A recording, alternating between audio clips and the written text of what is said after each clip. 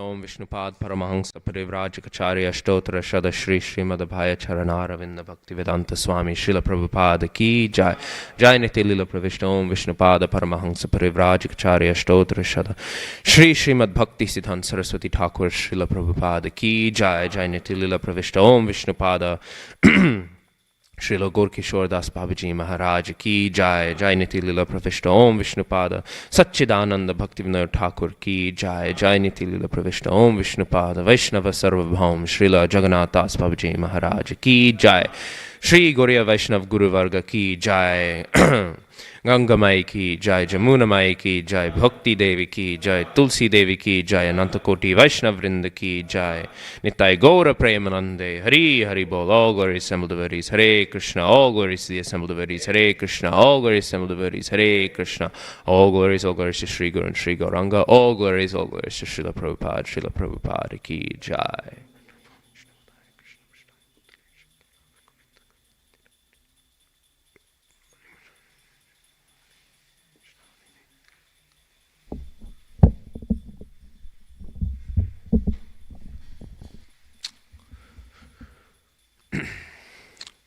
Om Namo Bhagavate Vasudevaya.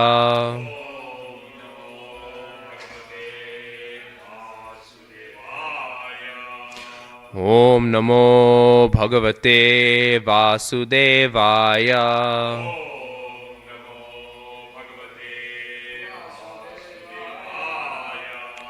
Om Namo Bhagavate Vasudevaya.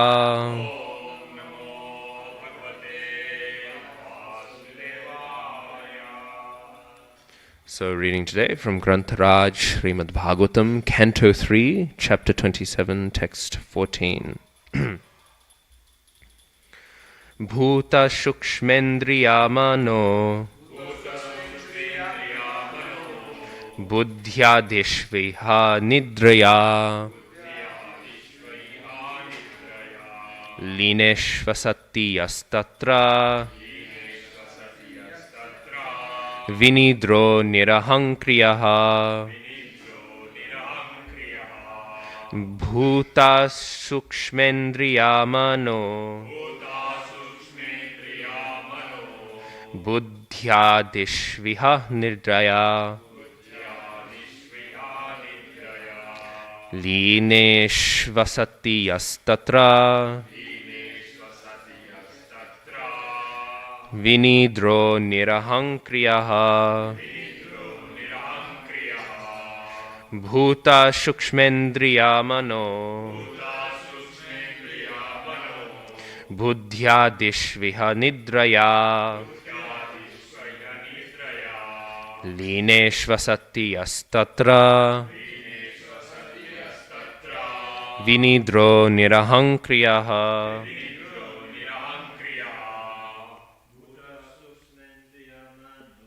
Buddha Sukshmendriyamano Buddhyadhishviyahindriyaha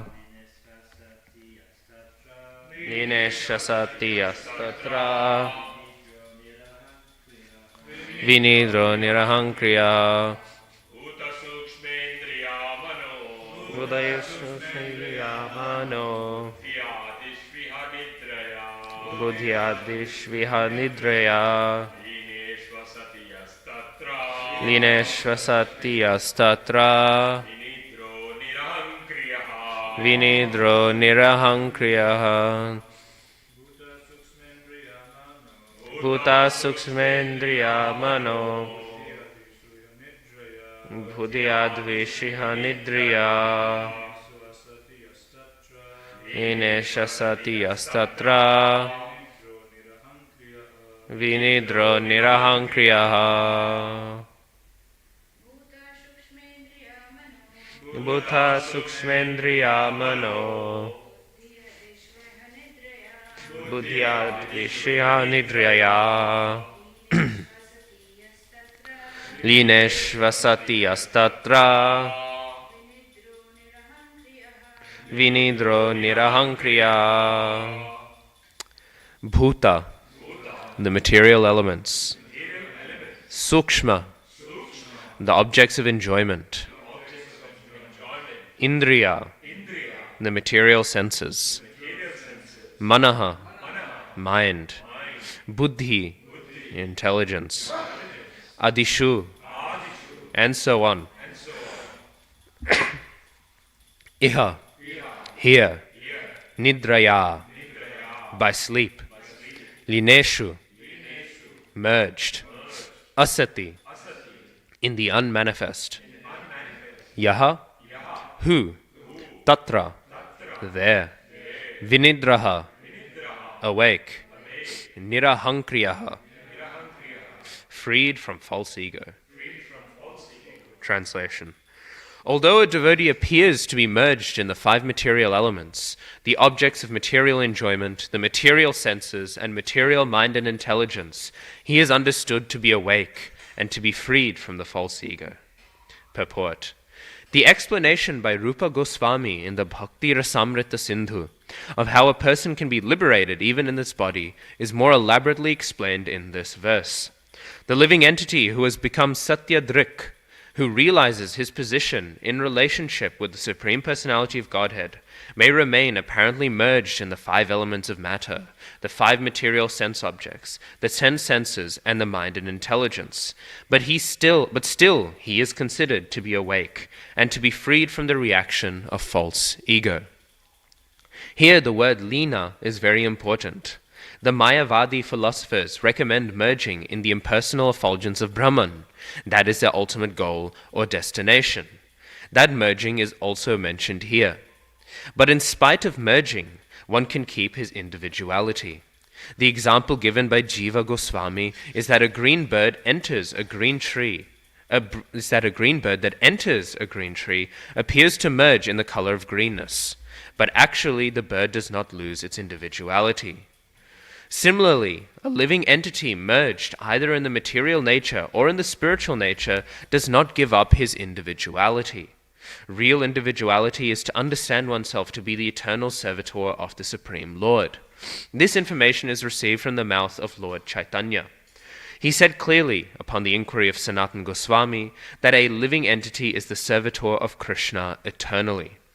Krishna also confirms in Bhagavad Gita that the living entity is eternally his part and parcel.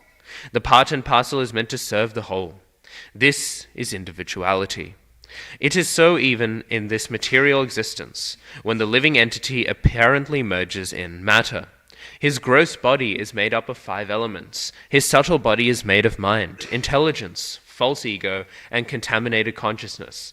And he has 5 active senses and 5 knowledge-acquiring senses. In this way, he merges in matter.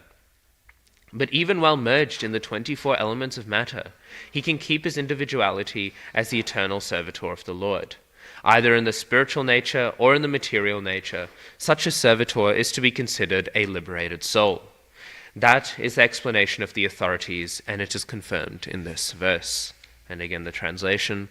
Although a devotee appears to be merged in the 5 material elements, the objects of material enjoyment, the material senses, and material mind and intelligence, he is understood to be awake and to be freed from the false ego. Translation and purport by His Divine Grace, Srila A.C. Bhaktivedanta Swami Prabhupada Ki Jai. Om Jnanatimirandhasya Jnananjana Shalakaya Chakshurunmilitam Yena Tasmai Shri Gurave Namaha Shri Chaitanya Manobhishtam Sthapitam Yena Bhutale Swayam Rupa Kadamahyam Dadati Svapadantikam Vandeham Shri Guru Shri Yuttapadakamalam Shri Gurun Vaishnavamscha Shri Rupam Sagrajatam Sahagana Raghunatha Tanvitam tam sajivam sadvaitam savadhutam parijana sahitam Krishna Chaitanya Devam Shri Radha Krishna Padan Sahagana Lalita Shri Vishakhanvitamscha He Krishna Karuna Sindho Dinabandho Jagatpate Gopesha Gopika Kanta Radha Kanta Namostute Tapta Kanchana Gaurangi Radhe Vrindavaneshwari Vrishabhanu Sute Devi Pranamami Hari Priye Namo Mahavadanyaya Krishna Prema Pradayate Krishnaya Krishna Chaitanya Namne Goratvise Namaha Vanchakalpatarubhyascha Kripa Sindhubhyeva cha Patitanam Pavanebhyo Vaishnavebhyo Namo Namaha Jaya Shri Krishna Chaitanya Prabhu Nityananda Shri Advaita Gadadhara Shri Vasadi Gaura Bhakta Vrinda Hare Krishna Krishna Krishna Hare Hare Hare Rama Rama Rama Hare Hare.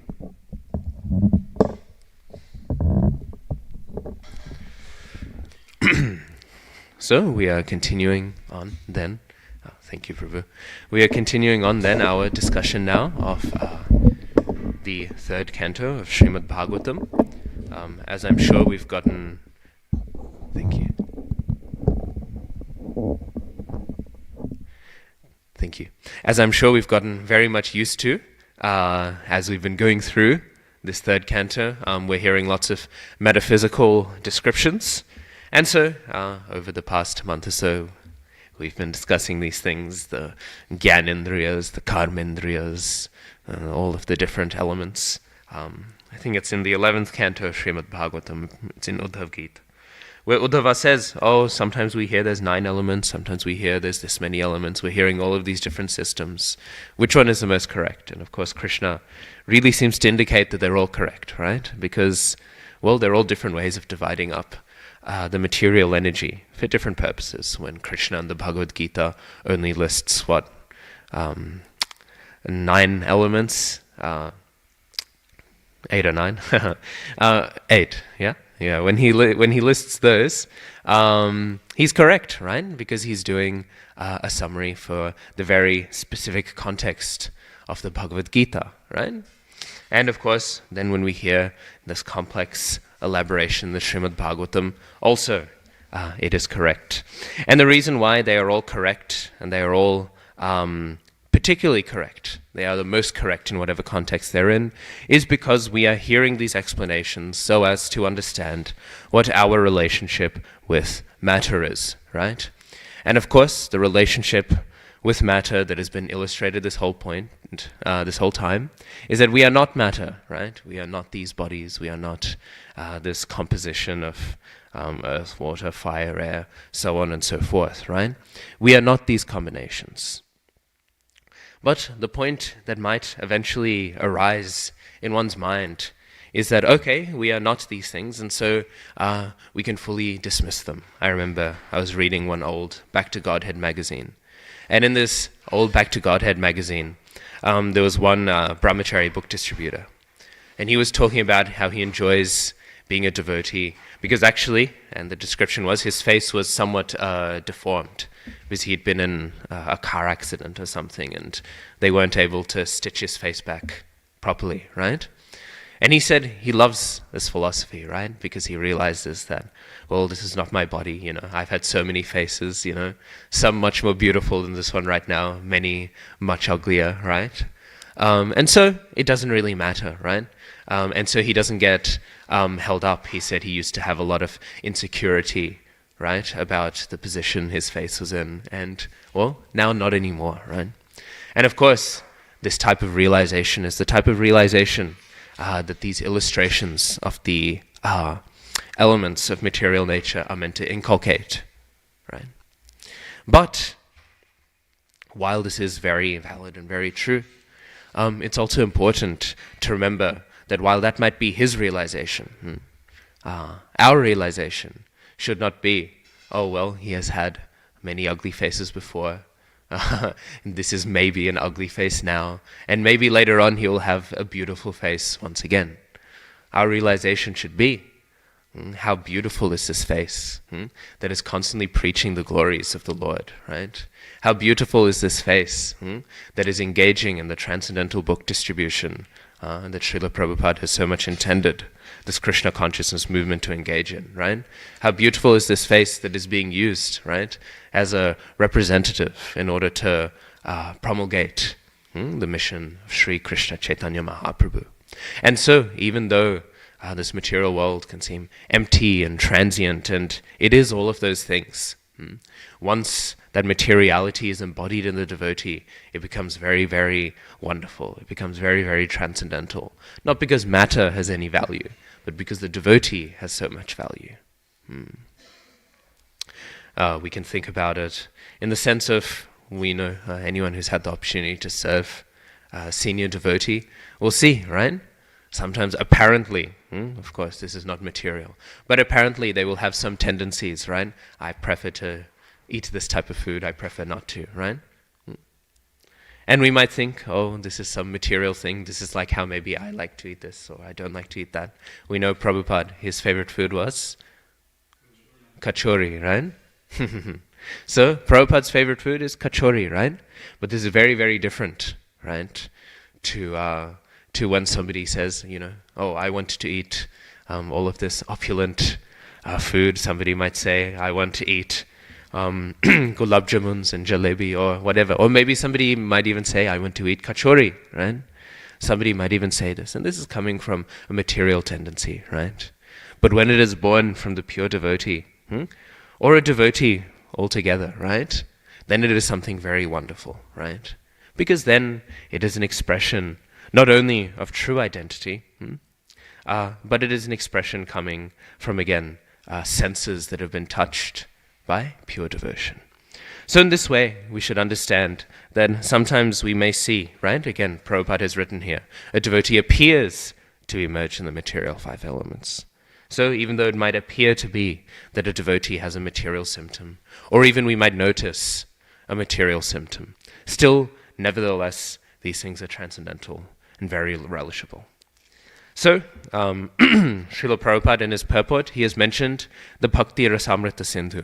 And I'll apologize in advance, this will get a little bit philosophical, a little bit historical, but but it is relevant to the purport. So, often when we study the Bhakti Rasamrita Sindhu, we think that the Bhakti Rasamrita Sindhu, or the Nectar of Devotion, which is the form we study it most in. Actually, interestingly enough, Prabhupada did do a few translations of Bhakti Rasamrita Sindhu, the Sanskrit, and gave a purport.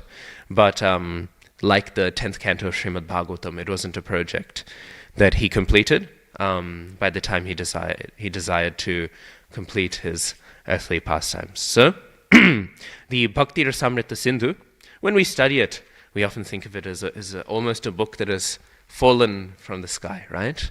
And in a sense it has. Golokera Premadhana applies very much to the associates of Mahaprabhu, right? As much as it does to the holy name, right? Because the holy name is, of course, Krishna himself. And Krishna does not appear without his associates. So, in many ways, this is a correct way of thinking. But in other ways, the Bhakti Rasamrita Sindhu, we should understand, is very much coming in a historical context, right? And this historical context, when we understand it, very much reinforces this point of lambasting and chastising the Mayavadis. So this is where it'll be a bit technical. So many of us know that rasa, right? Rasa, as we know, is a Sanskrit term, very hard to translate. Mellow is how we often translate it, right? It's a mellow, or it's a flavor, or it's a taste. But we'll find lots of translations in Sanskrit. The word rasa can mean the essence of something. It can mean the juice of something. It can mean all sorts of things, right? But the sense that we first hear it used, in the sense that Rupa Goswami tends to use it, is in what's called the Natya Shastras, right? Maybe some of us have heard of the Natya Shastras. They're written by Bharat Muni, right? And he has written them because, well, there was a lot of distress, right? There was a lot of disturbance. There was a lot of upset. People are not able to overcome their egos, right? The false ego is so terrible, right? It's so intense that we need some sort of solution to this problem. How will people overcome the depths of their ahankar? And so, as a solution, Brahma gave the Natya Shastras to Bharat Muni. And what these Natya Shastras were is, and still are, is they are a description of theater, right? Of dramas, of plays, right? They were a description of actors and how actors move and how they convey certain moods. And of course, all of the terminology we're used to are there. Sthai bhavs, all of these different things, rasa, all of these different technical terminologies that we're used to were present. So in this, Bharat Muni, he describes what is the nature of theater, what is the nature of a play, right? And by describing it, he describes how it can be so rasic, so filled with rasa, that a person will forget their own ego and they will be so immersed that simply they won't even be able to remember themselves. Right? We hear this often, right? Sometimes we get so immersed, right? You'll hear people will talk about video games or they'll talk about movies, right? And they talk about how they didn't even realize that the time went by, right? I went there. They don't even realize they exist anymore, right? People, they will cry and cry and cry and cry watching a movie. And if you tell them, the movie's not real, they'll say, I know, but in that moment I forget. I identify so much with what's happening on this screen that I'm brought to complete emotional distress, right? Actually, when we think about it, this is so stupid, right? Right? These are just actors. They are just playing a role. And everyone knows that. No one thinks that, who's a famous actor, Tom Cruise or whoever, no one thinks that this person is actually going through all of these things. And yet still, they're completely captured by the emotion. Actually, in one sense, it's very intelligent, the way that this is done. In one sense, it's very much a science, right? And it's a science of Natya Shastra, right? Natya Shastra is a science of how to take the individual and by generating mundane rasa, to overcome their ego so they completely forget themselves. And by completely forgetting themselves, then some sort of lesson can be given. And this is where maybe modern movies and video games and all these things, they do not fulfill the requirement of rasa. Because Bharat Muni says, in this moment of conquering the ego, some lesson about dharma should be given. This is the purpose of rasa. So, this is the beginning, if you will, of rasa theory. Now, in this beginning of rasa theory, there are a few points that are interesting. One is that where rasa exists is somehow debated. Rasa, again, is the juice, it's the mellow, it's the flavor. Where it exactly exists is a little bit unclear. Some will say the rasa, it exists in the actor. And by existing in the actor, when a person watches the actor, they will taste the rasa that the actor is demonstrating. I think a better argument is that Bharat Muni believed that rasa existed in the author of the play. Now, it's important to note, it's only plays. In Vedic culture, it's not like how we have today, where we say the arts, and we mean poetry and drama and all these things all together. In Vedic culture, they're much more distinct. Theater is much more distinct to literature, which is much more distinct to fine art, painted art like this. So, I think the better argument is that it's there in the author. And we can see this, of course, in the Ramayana, right? We know Valmiki, right? The original poet, right? Valmiki, he sees those poor birds being killed, right? And his heart becomes filled with lament, right? In Sanskrit, the term is shoka, right? His heart becomes filled with shoka. And because his heart is filled with shoka, he thinks, how can I express the depths of this shoka? And he thinks the only way is I can compose a new type of poetry, the shloka, right? So shloka is born from shoka, right? It is born from this pain, it is born from this suffering. And so in his pain, in his suffering, in his tasting this rasa, right, of sadness, of heartbreak, Valmiki, he composes the shloka. And from this shloka form, we have the whole Ramayana. We know the shloka, it's everywhere, right? This specific, we know shloka means a type of poetry, right? So in this way, we can see that it's the rasa of the writer, which that is where the rasa is born. Because the writer experiences rasa, and then they compose. So my understanding is this is the better understanding for what Bharat Muni thought. Once we get to Rupa Goswami, he thinks something very different, actually. So this rasa theory continues going, and again, I can bore you all for hours about the different thinkers that have continued on, right? Some people, they know about Natya Shastras, and then they think that Natya Shastras are there, bas, enough, and then we have Bhakti Rasamrita Sindhu. But actually this is not the case. Rasa theory is one of the most complicated forms of philosophy. We always talk about Vedanta, we talk about yoga, we talk about Sankhya, but we don't discuss rasa, where rasa itself is its own philosophical movement, very complicated. For over a millennia, you have these great, great intellectuals who are discussing emotion, who are discussing sthayi bhavs, who are discussing all these different things, right? Anyway, so it keeps on going. And in general, we see different variations, but again, nothing too significant. But the majority of people today, if you go outside of a Krishna conscious setting and you ask them about rasa theory, if they know kind of a tiny bit, they will say, okay, that is a theory of Abhinavagupta. So Abhinavagupta, if we haven't heard of him, he's a Mayavadi. He's a Kashmiri Shaiva Mayavadi. Interestingly, he's one of the only Shaivites to have written a Bhagavad Gita commentary. I haven't read it, but I've heard it's really, really, it's very out there, right? Because already all Mayavadi commentaries are a little bit out there, right?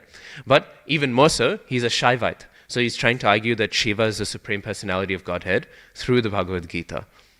Again, I very much want to get my hands on a copy because I have no idea how you would even try. But anyways, so he's a very prolific thinker and he writes a lot. But what he's very famous for writing upon is, again, on rasa theory. And when he writes on rasa theory, he obviously mixes it up in a few ways. That is why he becomes so famous. One is that he says it's not even for the question of teaching dharma necessarily. It is explicitly for the purpose of moksha. Rasa is there because it makes us forget we are individuals, right? Because we get so lost in the rasa, we realize, oh, I'm not an individual, right? And then because we get so lost in this idea that we are not an individual, then we taste a little bit of moksha, and then we are preparing ourselves in sadhana for liberation. This was Abhinavagupta's understanding, right? But the other significant thing he did, and this is really still in many ways a predominant understanding for many rasa theorists, is that he said the rasa doesn't exist in the actor. The rasa exists in the sahridaya. The sahridaya is another technical term in rasa theory. Again, I apologize in advance for it'll get a little technical today. A sahridaya is a qualified audience. Our acharyas also use this term. Bharat Muni uses this term. This is an established term in rasa theory. And the sahridaya is the person who, upon witnessing rasa, has completely embodied it. One definition that's given is a sahridaya is the blank mirror. Not necessarily in a Mayavad sense, but they are so absorbed in the rasa, right? That they completely embody it. We can think just recently, His Holiness Srila Devamrita Maharaj was giving initiations and he gave one initiator name. What was it? Govardhan... Pardon? Govardhan Prema, right? So, Govardhan Prema. And then Maharaj, what did he say? He said, he sort of got carried away and he said, I was just thinking about Govardhan, right? We were all there, right? We heard, right? This we can consider to be sahridaya, right? Getting absorbed in the rasa of something. So, what Abhinavagupta said is he said the rasa exists in this person, right? And it exists in this person because they are the one who experiences it. So the poetry or whatever, they are like a stimulus, right? And then they trigger the rasa in the person who's appreciating it, right? So this is the way that they thought. And anyways, this becomes the very predominant understanding and it becomes very Mayavad. So at this point, rasa theory is very, very impersonalist. What's also interesting is Abhinavagupta said is that rasa is not transcendental. Rasa is material. It is a mundane thing. And so he would even say that the Vedas are not so rasic. The kavya, the poetry that we know in Shastra, right? All the poetries of the bhakti movement and all, they are not very rasic. He would say this because rasa is mundane. So of course, I bring all of this up to say this is not our conception, right? But this is the context that Rupa Goswami, he is writing in. Furthermore, and this is not necessarily from Abhinavagupta, but this is from other rasa theorists at the time, the idea is that one cannot have a rasa, one cannot have rasic relationship with the Supreme Personality of Godhead. This was a very prominent idea. And the reason why this idea was there was because rasa has to be shared with equals to be fully tasted. We can experience rasa to a degree with unequals, but in order to taste some sort of sakya ras or shringa ras or all of these different rasas, there needs to be a feeling of equality. And this insight is actually one that we accept, right? But we reject the idea that this means one cannot be in a rasic dynamic with the Supreme Personality of Godhead. And so then this comes to Rupa Goswami, because Rupa Goswami says, actually, we are arguing about where the rasa exists. Does the rasa exist in the author? Does it exist in the characters? Does it exist in the play? Does it exist in the reader? Well, how does Rupa Goswami open the Bhakti Rasamrita Sindhu? What is his first verse? Do we know? The Akhila Rasamrita Murtihi. It's in Chaitanya Charitamrita as well, right? Prabhupada writes in the purport. This is the opening verse of the Bhakti Rasamrita Sindhu, right? Akhila Rasamrita Murtihi, right? Krishna, he is the embodiment of the ocean, of the nectar, of all of the rasas. So Rupa Goswami says, you are arguing this person, this person, this person. No. Rasa exists in Svayam Bhagavan. Krishna himself is where the rasa exists. And so Rupa Goswami does something very interesting, because up until then, everyone had believed what?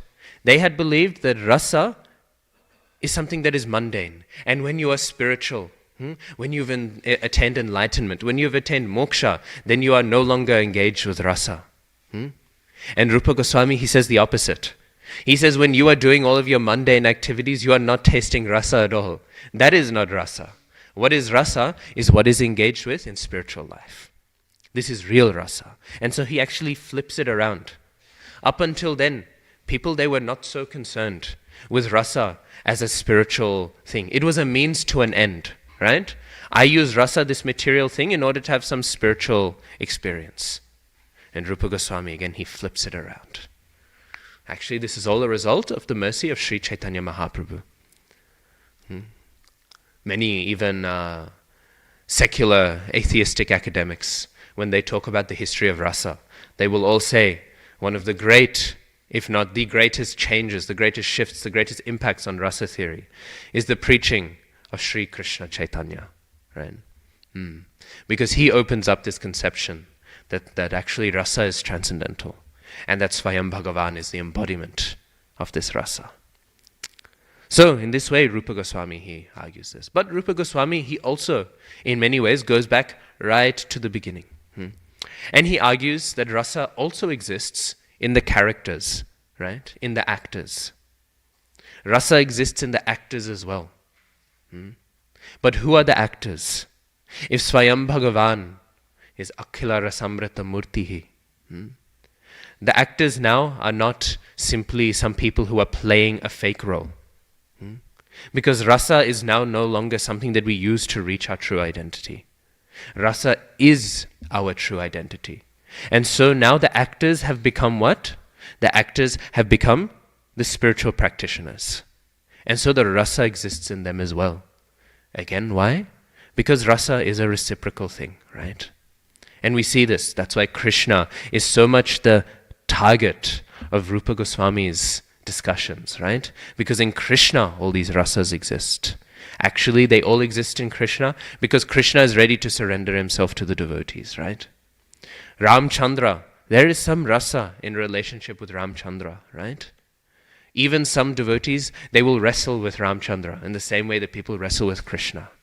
But when there is wrestling with Ramchandra, there is some care, there is some concern. Make sure we do not have the feet touch our head, right? Make sure this doesn't happen, right? There is still this concern in the back of the mind. But with Krishna, they'll kick him in the head to make sure they win, right? This is the difference, right? Therefore, full rasa can be tasted, right? This is the nature of Krishna, right? And this is why Rupa Goswami, he is very much concerned. And this is why Krishna is supreme, right? Because Krishna is supremely giving himself in the ability to have rasa be tasted.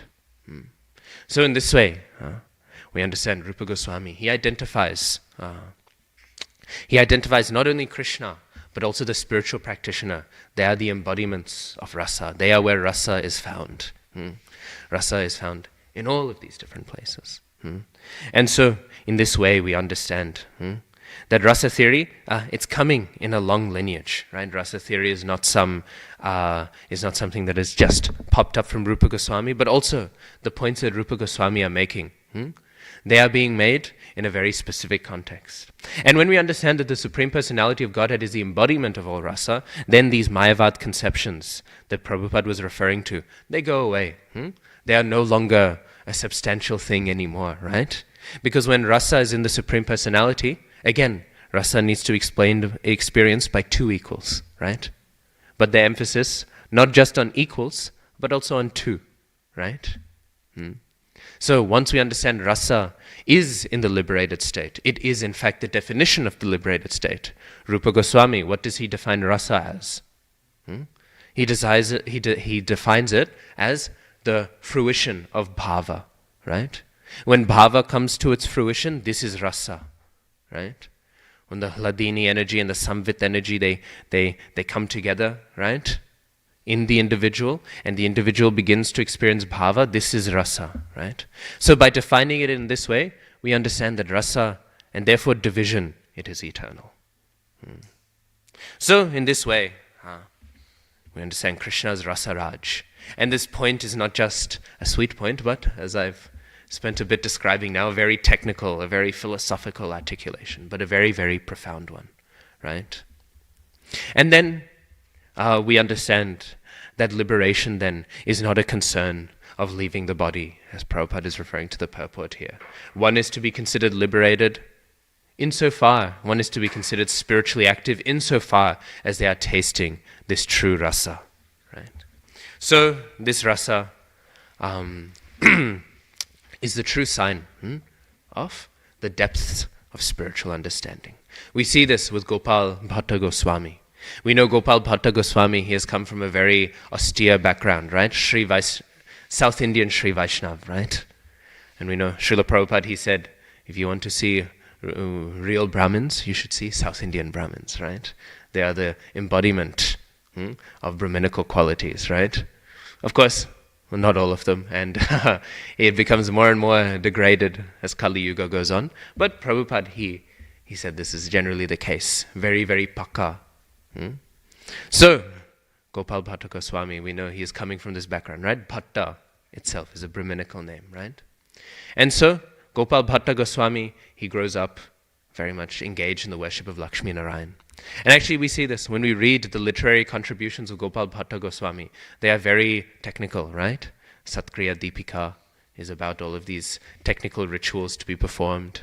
Hari Bhakti Vilas, we know he wrote in alongside in cooperation with Sanatan Goswami. And we know Hari Bhakti Vilas is very complex, very detailed, right? So, Gopal Bhatta Goswami is coming from this very, very technical background, right? And who is he normally engaged in worship of? Lakshmi Narayan, right? And we know Mahaprabhu, he discusses this, right, with his father, Venkata Bhatta, when he visits on his South Indian tour. And we know Mahaprabhu, right, again in a very rasic way, how does he conquer the conceptions of Venkata Bhatta? Through joking, right? Through humor, right? Mahaprabhu, he makes all of these jokes. And with all of these jokes, eventually Venkata Bhatta, he becomes uncomfortable. And he says, why are you joking like this, right? Why are you saying these things, right? We know Venkata Bhatta, he was saying, actually it's fine that Lakshmi, she desires to dance with Krishna, right? It's fine that she desires this, right? Because actually she's married to Krishna, right? We know Mahaprabhu, he says, well, if that's the case, then why wasn't she allowed to? Clearly there is some distinction here. And then he becomes a little bit uncomfortable, right? But then in this discomfort, Mahaprabhu, he establishes the Siddhanta. Krishnastu Bhagavan Svayam. So in this way, we understand the sweetness of Krishna. It is conquering all of these conceptions. But Gopal Bhatta Goswami, what does he later go to establish? We know there is one deity that he establishes. Which deity is that? Do we know? Radharaman, yes. And of course, that's a very long pastime. Gopal Bhatta Goswami, he visits Nepal, actually, and he finds these shilas. Now I'm forgetting the name of the river. It's a sacred river in Nepal. Many people, they get the shilas from there. Later, maybe I'll remember. But he goes and he visits there, right? Because he has the desire to take them, right? And to worship them. And what happens is he takes them and he walks all the way from Vrindavan to Nepal, right? Not very easy, right? And then he walks all the way back. But when he arrives, he thinks, actually, I'm not qualified to worship these.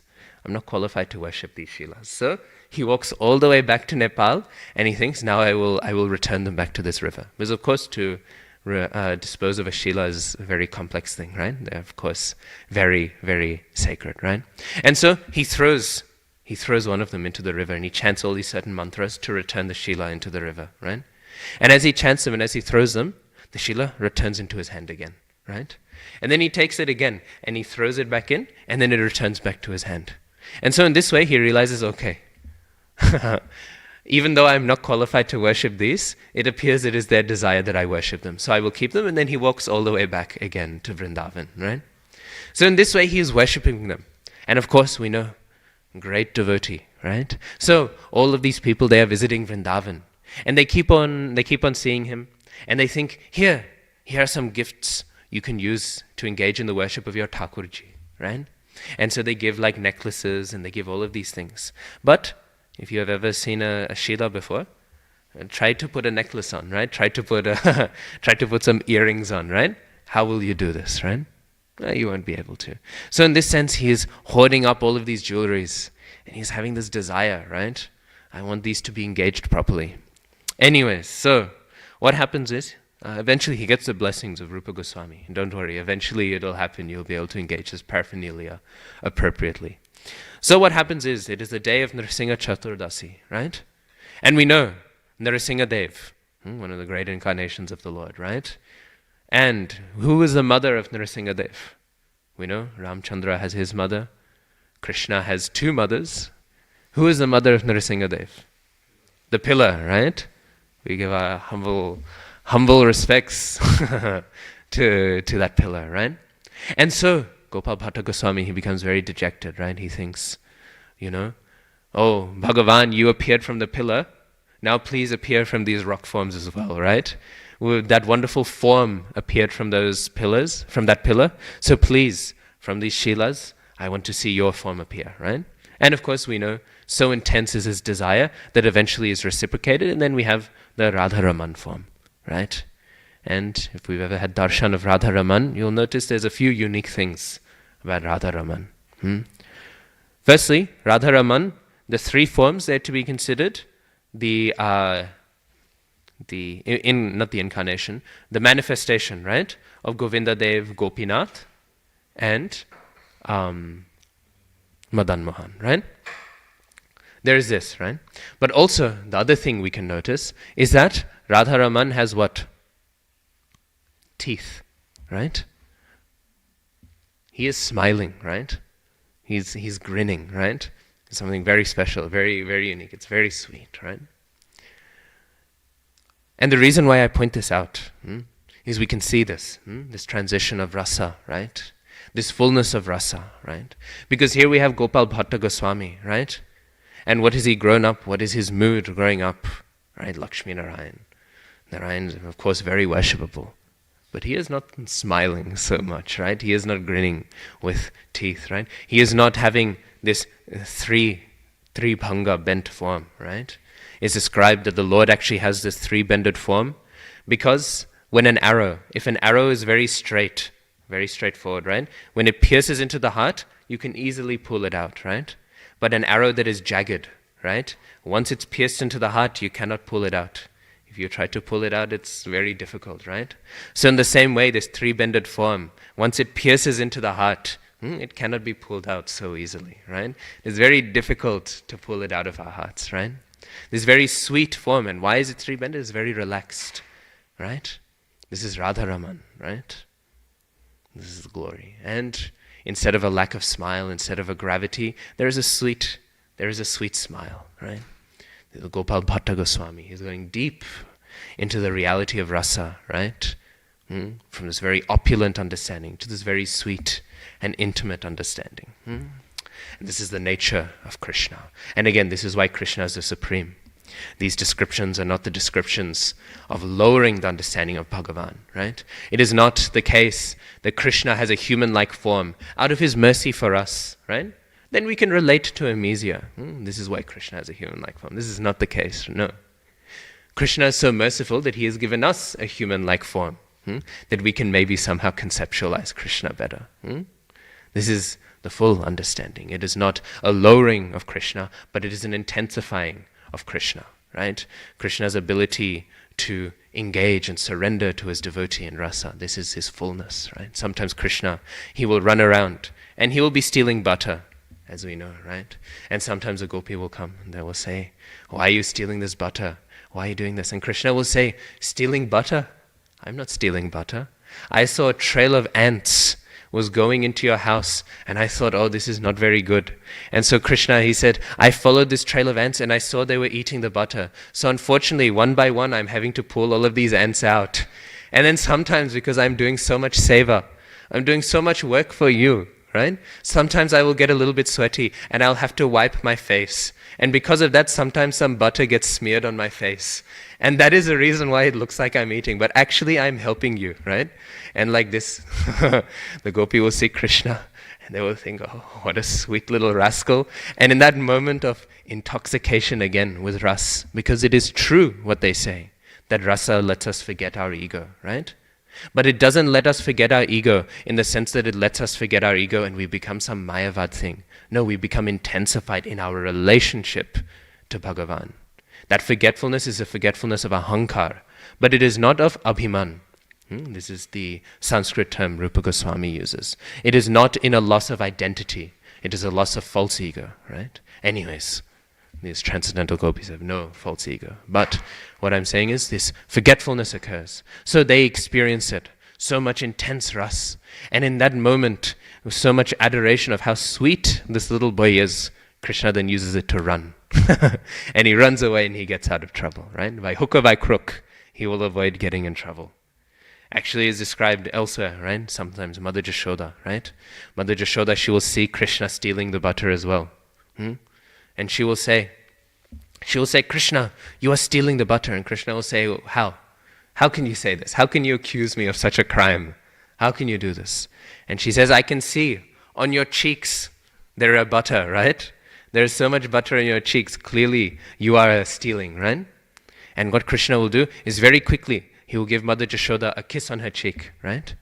And with this, some butter will get on her cheek as well. And then Krishna, he will say, actually, you are the thief because your cheek is the one covered in butter, right? So in this way, we are seeing Krishna is having such sweet reciprocal relationships with his devotees, right? And again, what is this sweetness? This is not mayavad, right? Actually, it's absurd. Abhinavagupta's theory, right? That rasa in its heart is a deepening of some sort of impersonal realization. It's the depths of personalism, right? Because this rasa is coming out because of the sweet personality of Krishna, right? This is the nature of Swayam Bhagavan. So, in this way, we can understand Krishna, he is Rasaraj, right? He is the reservoir of all of these different rasas, of all of these different moods. And that's why we see in Krishna's pastimes, everything it is happening not because of rules of physics, not because of any necessity, right? Sometimes we discuss when Krishna is being born, right? We discuss all these auspicious signs, right? And sometimes people, they will think, oh, see, this auspicious sign, this is happening because Krishna wants to come at an auspicious time. But actually, this is not the case. What happens when Krishna wishes to take birth, when Krishna wishes to advent, when Krishna wishes to appear, all of the stars, all of the demigods that are ruling the world, they think, now is our opportunity to render some seva unto Swayam Bhagavan Krishna. Now it is our opportunity to give some service. And how can we give some service? We can contribute to the ras of Krishna's pastimes by decorating them with our auspicious signs. And so, all of the stars, all of the planets, everything, they come together with this mood. Let us decorate Krishna's pastimes. Let us become ornaments of them, right? And in this way, we see that Krishna's pastimes, they are so filled with ras. And in this way we see rasa theory, again, which I think is very much understudied. We often see devotees, they study Sankhya, they'll study cosmology and all, but I think maybe there's a potential avenue for study for devotees to really go into the history of rasa theory, right? We see rasa theory, even though it's been traditionally used by many Mayavadis, Rupa Goswami, so nicely, he's using rasa theory and defeating the Mayavadis. Defeating the Mayavadis, but by establishing something which is so very obvious, which is when we come to the heart of rasa, when we come to the heart of the fruit of it all, we come to the heart of identity, right? And it is identity, because everyone does have a unique rasa, right? Sometimes it's said that if you were to take all of the particles in this material universe, and you were to grind them down into the smallest particles that they could be, and if you were to take all those particles, and if you were to count all of them, you would not be able to count how many qualities Krishna has, right? And we hear this often, right? But the explanation that's given is the reason why this is the case is because Krishna has a unique relationship with each and every jiva, right? And so for each and every jiva, there is some special, specific quality, right? Because in that sense, he has a quality which is unique, right, to each jiva. And what is that quality? That quality is the relationship he has with each spirit soul. And in this way, we can understand that Krishna is having infinite qualities, right? And in these infinite qualities is a specific ras, a specific flavor, right? And again, this is what we find in Krishna's pastimes, right? Krishna, he is running around. And when he is stealing the butter, of course the gopis, they're having this, the elderly gopis, they're having this rasa of vatsalya bhav, right? They're thinking, oh, what a sweet little child. But all of Krishna's cowherd friends, right? They are thinking, wow, look at Krishna, right? He's very heroically escaping, right? And stealing all of this butter, right? We hear this. When Krishna was getting ready to dive in to fight Kaliya, right? We know. What does he do? He ties his dhoti, right? He ties it up very specially, in a special knot. And the reason why he does this is he's embodying the Vira Ras, right? The heroic Ras. He's thinking, I'm going to be the hero now. And all of his friends, they see him, and they think, wow, here is the heroic Krishna, right? And he is going down so brave, so cool, right? But all of the elderly gopis, what do they think? They think, oh no, this is so dangerous. They feel something very completely different. But Krishna, he is fully reciprocating all of them. Before Brahma Vimohan Lila, we know, why does Brahma become confused? He becomes confused, obviously, ultimately because Yogamaya wished the pastimes to be tasted, right? But in terms of the pastime, it is because he forgot the Siddhanta of Bhakti Ras, right? And so he sees all of the cowherd boys with Krishna, and what are they doing? They are feeding Krishna, right? And Krishna is eating what? With his left hand. Swayam Bhagavan with his left hand eating. But not just eating anything, he is eating the remnants of all of these cowherd boys. So with his left hand, he is taking the items. They are still having the saliva. They've still been eaten, the half-eaten remnants of all these other people, and he is eating them, right? This is again a specific rasa, right? A specific rasa that the Lord is tasting and he's experiencing with his devotees, right? We know when Krishna is dancing on Kaliya's heads, right? And of course, Krishna dancing on Kaliya's heads is a very, very unique thing, right? Because Kaliya, he's having a very special relationship, right? All the other demons, they get killed, right? And then they get sent off somewhere, right? Either they get some sort of impersonal liberation, or Putana, she gets a very special reward, right? But Kaliya, he stays around, right?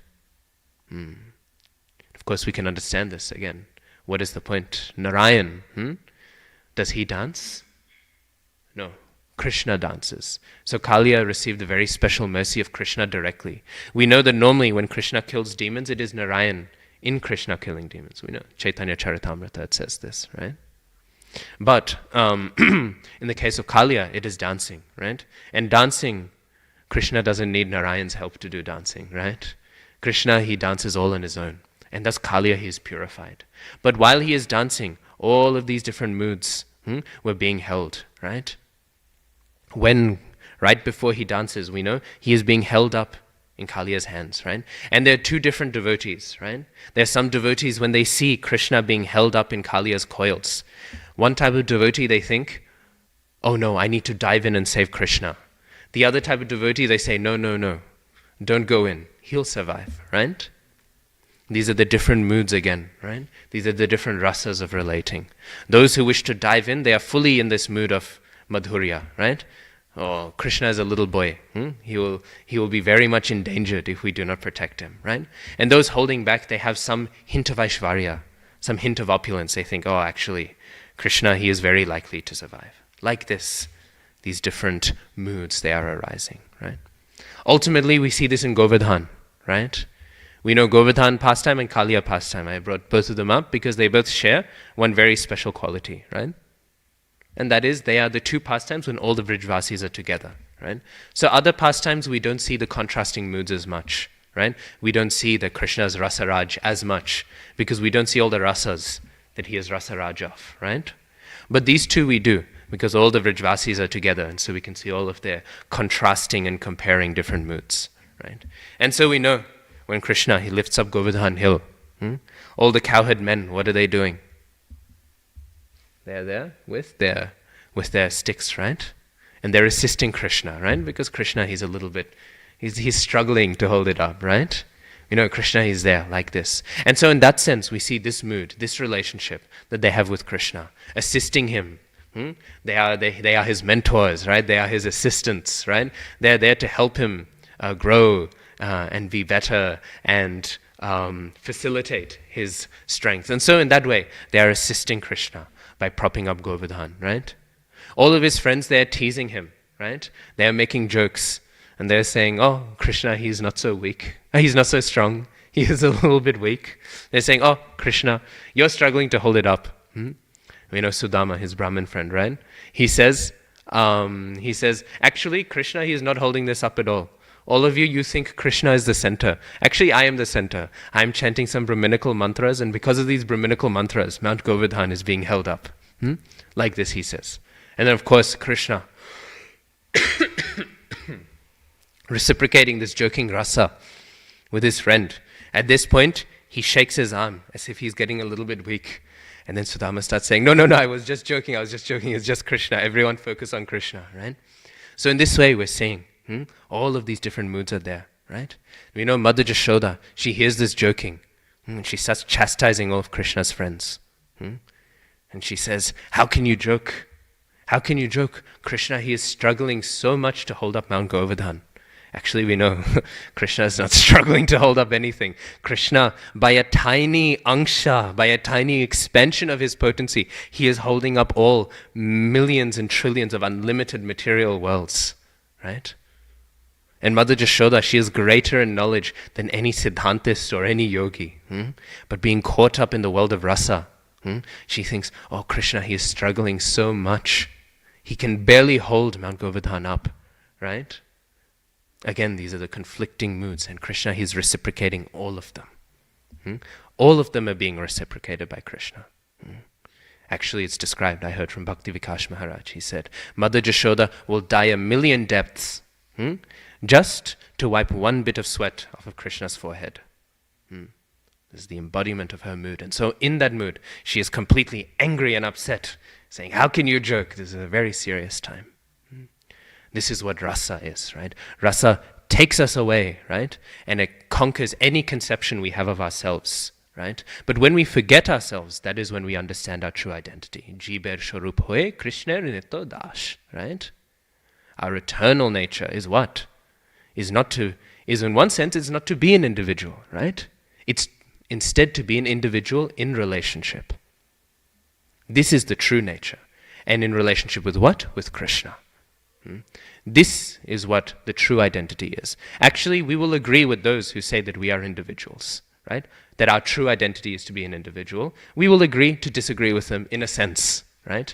Yes, we are individual, but we are individuals in relationship. We are never individuals alone. And this we realize when we forget ourselves in darshan of the rasa in Krishna, right? When we experience connection to Krishna, we forget ourselves. And all that we identify with is our relationship with Krishna, right? So this is the effect of rasa. And this is the transcendental purpose of it, right? And this is why Krishna, he embodies it. We think when he is holding up Giriraj Govardhan, right? And everyone is looking at who? They're looking at Krishna. Govardhan is like a circle. And everyone is just focusing in on Krishna. And with everyone focusing in on Krishna, everyone is there in their full identity. When we see Govardhan pastime, we can think this is the fulfillment, right, of identity, of purpose, of rasa. Everyone is there, and with their unique rasa, they're fully relishing the Lord, and they're simply meditating upon Him, right?